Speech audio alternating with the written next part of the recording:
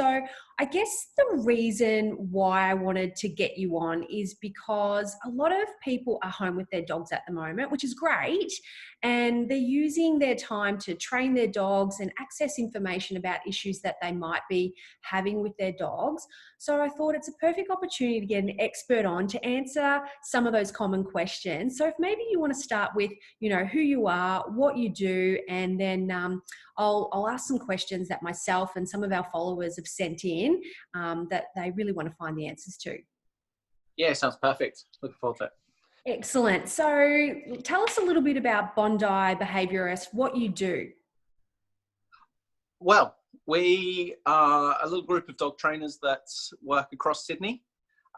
We've got 7 in the team now. We do everything from puppy schools, where we obviously get people together in group classes, to one-on-one consultations where we go out to the home or meet you out in public and train the dog in the park. We really just try and educate the owner on dog mental health is the main thing. We're finding what we've learned over the years is that dog health and dog unwanted problem behaviors are driven by the mental health, and everybody seems to put a lot of emphasis on tiring a dog out, exercising it heaps, and really we just go, if you make your dog feel safe, settled and comfortable, you won't have half of the issues you're going at. So yeah, we're just trying to educate as many people as possible. Yeah, excellent. So tell me then, what are some of the most common mistakes that you see when people are trying to train their dog? Oh, there's heaps. We're a nation of dog lovers, but unfortunately don't seem to be that well informed. So I think when it comes to training, people think that it's something you do once, and then the dog needs to have just learned it and is never allowed to waver from that behavior. Dogs are always learning. And we consider, we're a positive reinforcement-based company, and we use motivational tactics to create the behaviors we want and train the behaviors we want, rather than correction, where we don't really put any emphasis on correcting unwanted behaviors. We put more emphasis on training the ones we want to see. And when we're using food rewards or motivators for our dogs, people tend to use them at the beginning, but then phase them out. And then they wonder why the dogs stop working for them. Well, my answer is you stop paying them. So why would they do it anymore? So, I don't want to work for free. Yeah. Exactly. Yeah, right. And people have this kind of mindset that, oh yeah, he should know that now. He should be able to do it. And of course the dog's going, you're crap. I'm going over here. You've stopped paying me a month ago, mate. I'm guilty. I get that look from time to time. Yeah. But unfortunately, with the outdated information, we assume they're being stubborn. When in honesty, it's us. Yeah, we're the ones that actually get caught in this battle of wills with the dog that they don't even know they're in. So. Right. Yeah. Molly does that because she knows her commands and things like that. And she'll be looking at me as if to say, I'm not doing that unless I get a treat. Yeah. Makes sense. Yeah. And exactly that. And there's nothing, people think it's cheating. People think it's actually cheating and wrong to try and motivate your dog. I don't understand that. Why? Just pay them, man. Like, pay your dog. Good one. Okay. What's another common mistake? Because I was doing that. So I'm sure there's other little ones that other people have been doing. I think we've touched on it already. They try to resolve unwanted behaviors with exercise. And to be honest, like in the city where most people are having these dogs and living with these dogs, their dogs are normally, when we get there, exhausted, absolutely run into the ground because everybody's tried exercising their dog more. They forget that it's coming from the brain. And it's normally coming from a position of stress, fear, anxiety, or hyperarousal. And exercise normally adds to them. If we go really hard, if we go to the point where, geez, it won't tire out, I'm going to add more, you end up with a dog that's running on adrenal fatigue. And then we've got a brain that just doesn't work well. So often when we get there, we're actually asking people to go take a step back, let the dog recover because it's been run into the ground, and it will come into a frame of mind where it's receptive to new information, where it's not reflexive, it's actually having some deliberation in its thought process, and it can communicate. Because if it's up there all the time, well, it's like a human. It's pretty broken. Yeah, right. So is that more for a dog that's super energetic? People are then exercising it more to get that energy out, but it's looking for more mental stimulation. Is that what you're saying? That's right, yeah. You know, a lot of people, they will see a really energetic dog, as you've described it, and they will normally link that with high adrenaline activities, which compounds the learnt association of hyperarousal. So if you take the dog into the park that's already up there and start pinging a ball around, it's going to cement that learnt association in. So he's actually going to get harder and more hyper in those environments. If you see him and like, hey buddy, hey, how you doing? Hey, let's go. Of course, he's going to learn associations of high arousal around people. So we end up compounding our problem. So rather than, for me, it's not about taking him up there. It's about training what you actually want to achieve. And so when I present myself to a dog that's hyper, I'm like, hi mate, how you doing? Can you sit please? And I'll reward the dog for sitting and completing wanted behaviors. I'll take him to the dog park and ask him to stay, because stay is so much harder than moving for that dog. And I'll drain a lot more energy by challenging him. Yeah. The way I see it is I think of it like I'm taking him to school. But if we take him to school and ask him to run around the playground, like throwing a ball around the park, he ain't going to get very good at maths. You know, he's going to be an idiot that runs around the playground.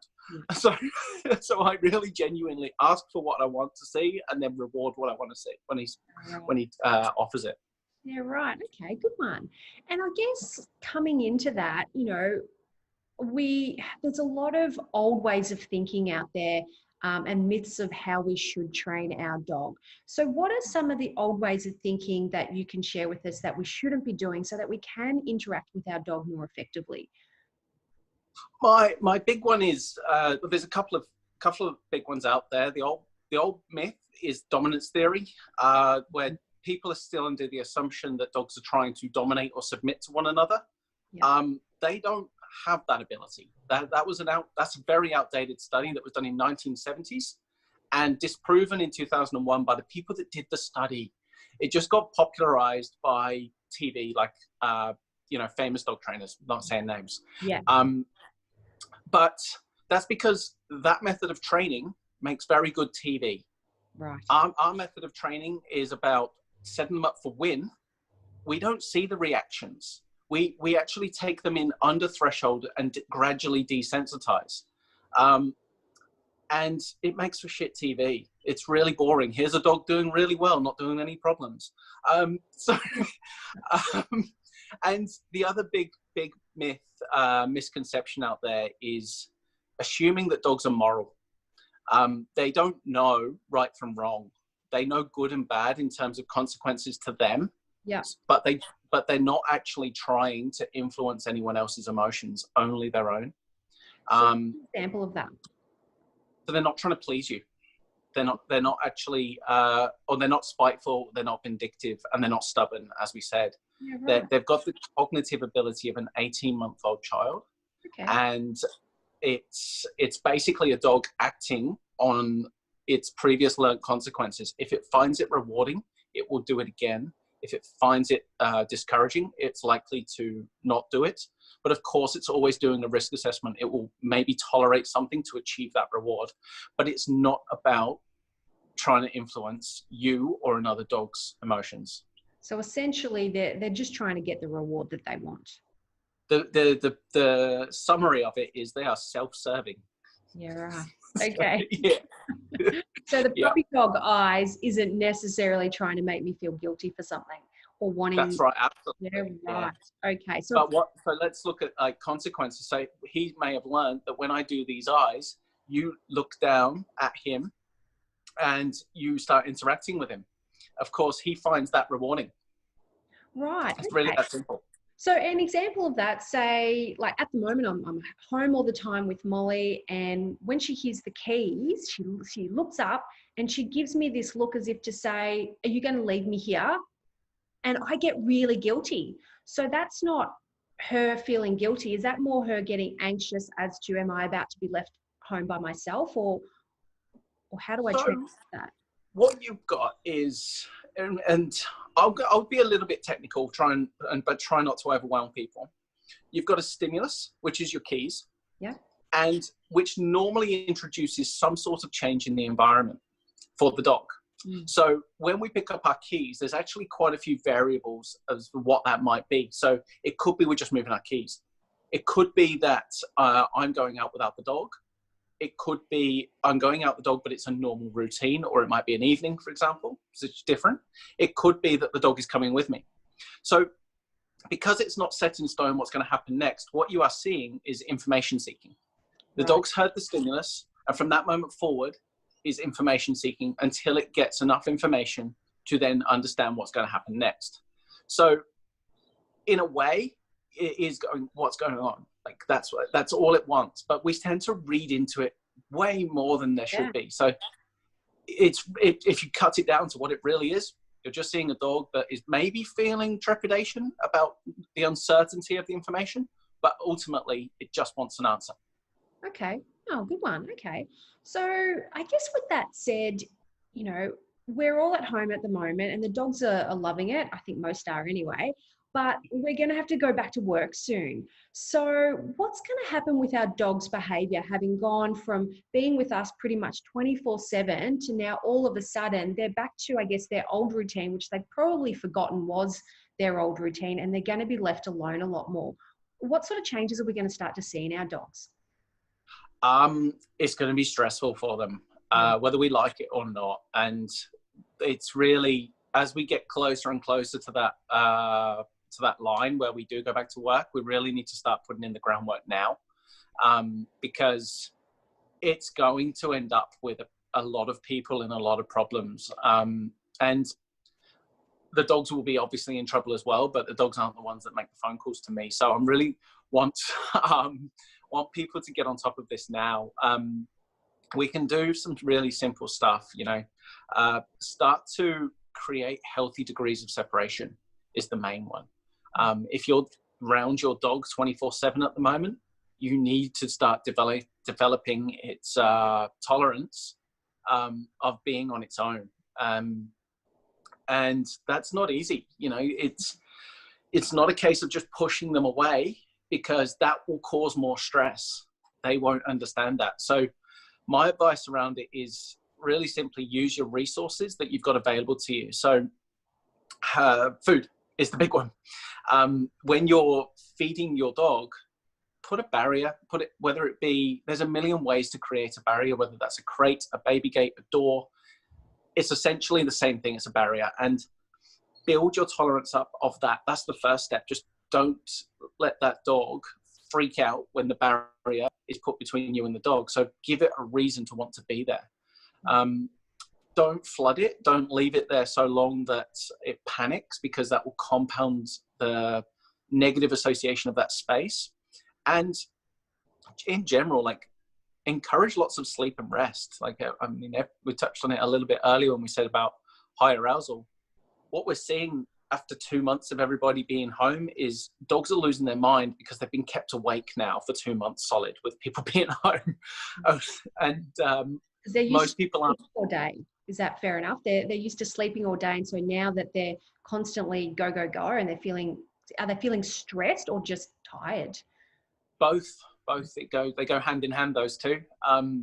Dogs need 18 hours a day. A healthy dog will sleep 18 hours a day. And when we're around them, we're stimulants, whether we like it or not. Little things like getting up and getting a glass of water will just keep them, rather than being in a deep sleep, to being in that kind of half vigilant sleep, which you won't see the effects for a couple of months. But after a couple of months, you will start to see almost like a personality shift. They'll go from being, things that they could tolerate a lot of before, to just generally being a little bit more ratty, start barking, start getting agitated by external triggers a little bit more easily. And that's because their tolerance of change is decreasing as they get more tired and stressed. Yeah, right. So what should we be doing? So if we know that we're going to be, out of the house now from, 9 to 5 or what have you, should we start now just going for little trips outside by ourselves and little chores and leaving the dog home and extend that time away for them gradually over a week to get them used to, say, for example, we go back to work next week, for example, we use this week to get out more. And if that's the case, are we then rewarding them? And I know a lot of people like myself are guilty, right? I know I've got to leave. I'm going to give her a nice, juicy, some sort of treat now, run out the door so she's distracted by that juicy treat. And then she won't be so, anxious that I've left because she's like, but I got a cool treat. Is that the wrong way going about it? No, but you can fine tune it. Okay. Whenever you leave your dog alone, you do want to create a positive association of you leaving. Mhm. We don't advise people blindside their dog. Yep. Uh, we don't want them to go, hey, look over there, and then go out the door. Like, that would freak anyone out. Yeah. Right. But we can go, hey, mate, on your bed, good, sit, reward, stay, and just leave calmly without causing any sort of angst.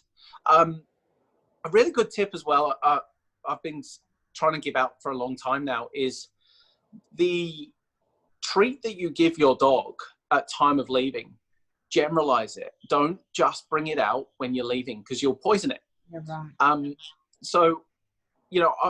I made the mistake recently where, I was like, kangaroo jerky is my dog's favorite. So I'll give it to him when he leaves. He actually won't even touch it now when we're home because it's been so tainted by the association of us leaving. So we say, like, at mealtime, give them a Kong and let them practice that Kong a couple of times a day.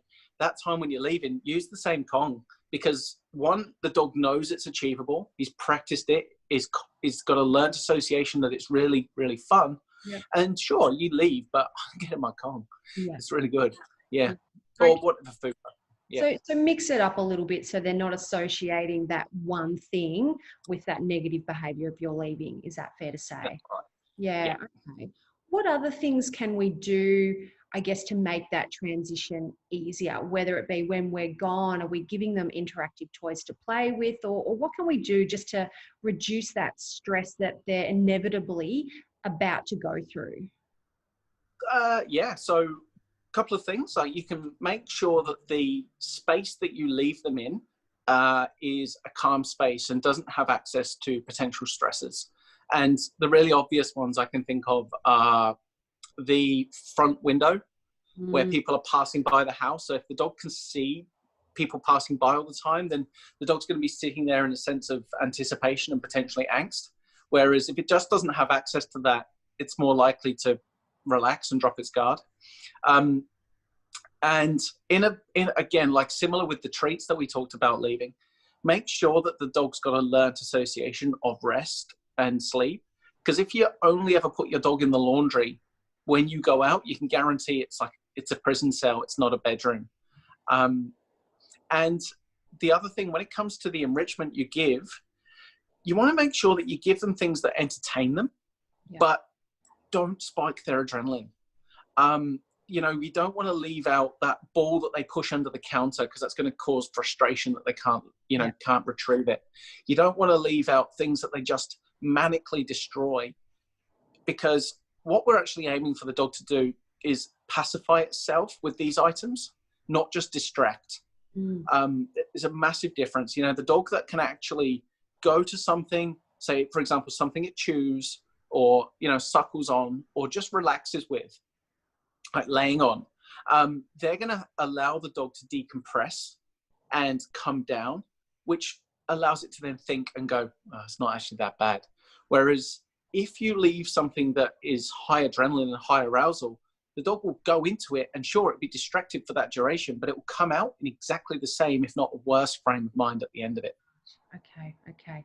So I guess one last question is, I'm seeing a lot more of things like, I think it's called Furbo and different interactive sort of devices where it's like a camera and you can say hello to your dog and check in with your dog and, release a treat and that sort of thing. Is it a good thing or a bad thing once we are away at work to be checking in with our dog? Is it best just to let them be in their environment and not re-stimulate them? Or is it good for them to be able to hear our voice or see us? What are your thoughts on those sort of devices? Honestly, not.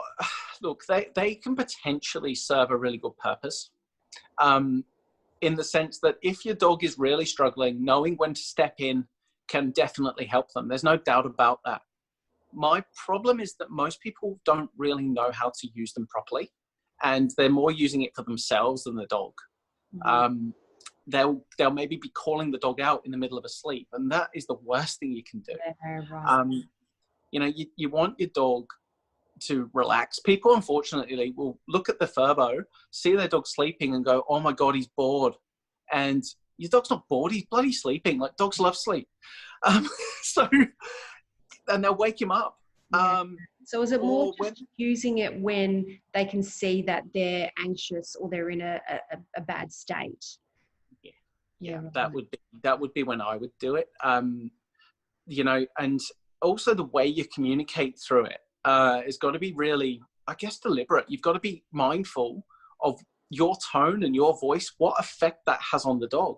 Because if you go in with a really high-pitched, high-energy voice, your dog's going to get quite anxious, because going back to that information, it's going to want to know what the bloody hell's happening. Right. And then it's going to not have the answers, which is going to cause more angst, and we'll end up putting it in a loop. Whereas when we're communicating with them, if we're nice and clear and go, "Hey mate, sit down, good boy, go on your bed," nice and clear direction, and as long as the dog understands it, it's fantastic. It can actually give the dog clarity in a moment of uncertainty. Right. The thing is, at the end of the day, when a dog gets stressed, they do comfort behaviors, and normally that involves some sort of chewing or some sort of destruction behavior. So you want to make sure that your dog doesn't have access to stressors, so it doesn't have to go into a comfort behavior. Yeah. And if it does, it's got appropriate enrichment that allows it to decompress and come down. Right. So is it more giving them a command, or because they're seeking information in that time when they are stressed, telling them something that they do know, whether it be, okay, just calmly telling them to go sit on their bed. And once they've been told, they know what's expected of them and they'll do it. Is that fair to say? Yeah. Like us, in a moment where you're not sure, give them clarity. Yeah. It just makes them feel better. Essentially, the dog feels like it's losing control. Yeah. And if you give them an element of something, a task they can do that is achievable and rewarding, then they're going to feel better. Yeah. Unfortunately, what we do is go, "What's the matter? What are you doing? What do you want?" They're all questions to an already freaked out dog. They don't help it because it doesn't know the answer. Yeah, so. Makes sense. So just be really clear and calm, and then that will help with the dog, obviously. Yeah. Great. Cool. Thank you so much. I think I've learned some things and was doing some things wrong. So it was so good to get that clarity. I'll be making sure that I don't blindside my dog and do a run and with a treat. But I think that was really good. A lot of people I think are out there, like myself, are finding better ways of doing things, but also are struggling with what's myth, what's an old way of thinking, and just, you know, navigating that terrain of what we should be doing. So thank you so much. I do appreciate that. And hopefully everyone got a lot out of that. But we'll be touching base with you again in another week or so and going through some more questions. But is there anything else that you want to let people know at the moment that you're getting a lot of that you think will help? The main thing at the moment, the priority is definitely what we talked about today, is building up those tolerances of being independent and being without you, so that we can limit the damage when we do go back to work. Inevitably, there will be some, but you can start putting in the groundwork now so that it makes it easier on everyone.